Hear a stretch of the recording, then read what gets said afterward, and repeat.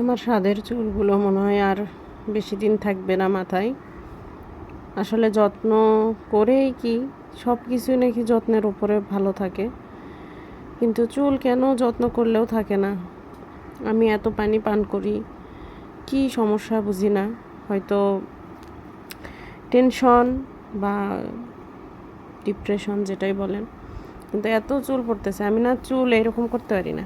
আমি কিন্তু গতকাল আমার একটা ভিডিওতে দেখাইছি আমি লাস্টে হেয়ার কাট করছি কেন, চুলে কেন জানি না প্যাঁচ লেগে লেগে একবারে আপনার হচ্ছে যেটা বলে দড়ির মতো যে এরকম প্যাঁচ লেগে গিট্টু লাগে যে এইরকম হয়েছে।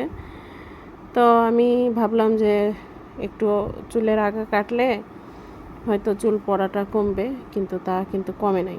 দেখেন, আমি চিরুনি করব কি, আমি চিরুনি করতে এখন ভয় লাগে।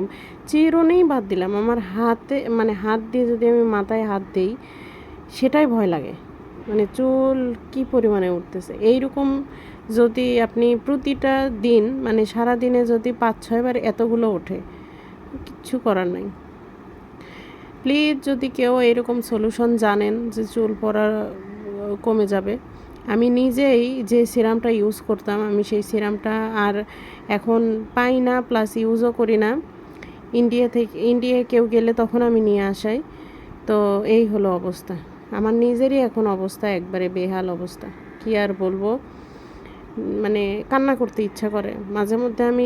এই চুল ওঠা নিয়েও আমার টেনশন হয় যে কি মাথার চুল ছিল আর এখন কি হয়ে যাচ্ছে।